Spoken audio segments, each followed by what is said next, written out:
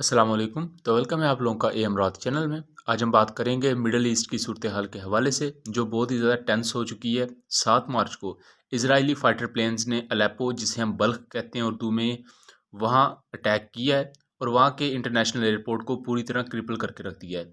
ये साल यानी 2023 और 2022 में दिसंबर का महीना इसराइल और सीरिया के दरमियान झड़पों के लिहाज से तारीखी समझा जाएगा आने वाले वक्त में। यहाँ ईरानियन हमें इंटरफेरेंस भी नज़र आती है, या बुनियादी तौर पर कहा जाए तो इन तमाम चीज़ों के होने के पीछे ईरान का हाथ भी है।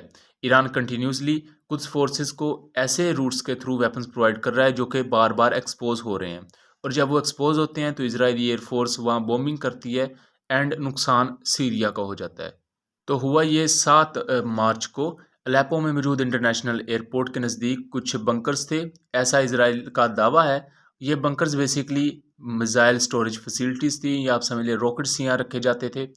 और इसराइल का ये दावा है कि यहाँ fresh made Iranian rockets provide किए गए थे कुछ फोर्सेस को। कुछ फोर्सेस बेसिकली रेजिस्टेंस फोर्सेस हैं इसराइल के ख़िलाफ़, जो कि यरूशलेम को अलहदा करना चाहती हैं, वो उसे फ़लस्तीन या पैलेस्टाइन का हिस्सा बनाना चाहती हैं, और वो इसराइल के ख़िलाफ़ लड़ रही हैं।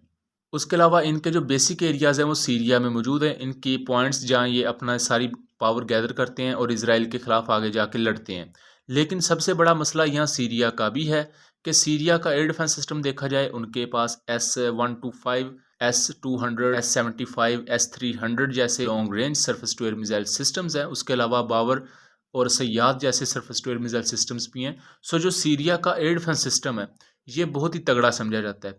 लेकिन क्वेश्चन ये है कि हर दफ़ा इजरायली एयरफोर्स बड़े आराम से आगे बॉम्बिंग करती है और वो चली जाती है, तो शाम का एयर डिफेंस सिस्टम कहाँ होता है? बेसिकली अगर यहाँ नक्शे को देखा जाए तो नॉर्दर्न जो सीरिया है, शुमाली सीरिया, ये टोटल कुर्द फोर्सेस के अंडर है। यहाँ टर्की इनके खिलाफ लड़ रहा है। सीरिया का जो मगरबी हिस्सा है वहाँ टर्किश फोर्सेस प्रेजेंट है, जबकि बाकी सीरिया के एरिया में कई प्रोक्सीज हैं, और बाकी जो ज़्यादा का एरिया है वो बशारुल असद की सीरियन रजीम फोर्सेस के पास है।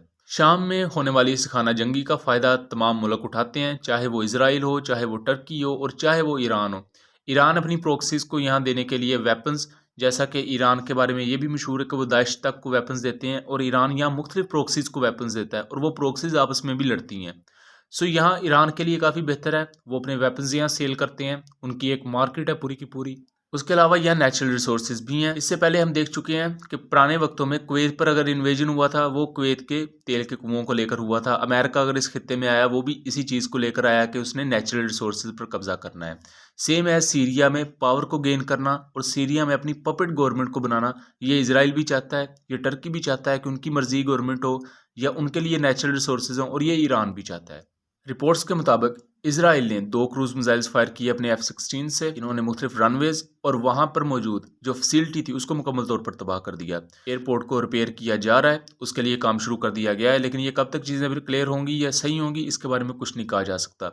इससे पहले 17 फरवरी को बहुत मैसिव पैमाने पर एयर स्ट्राइक्स हुई, एंड ऑफ द फरवरी में भी हुई। 25 जनवरी को एयर स्ट्राइक्स भी की दमेस्कस में इजरायली एयरफोर्स ने, और 2 फरवरी से लेकर 5 फरवरी के दरमियान भी इजरायली एयरफोर्स ने दमेस्कस इंटरनेशनल एयरपोर्ट पर बॉम्बिंग की थी, और ये बहुत मैसिव बॉम्बिंग थी। तो ये था आज का एनालिसिस। उम्मीद करता हूँ चीज़ें क्लियर रही होंगी। मिलेंगे अगली वीडियो में, तब तक के लिए अल्लाह हाफिज़।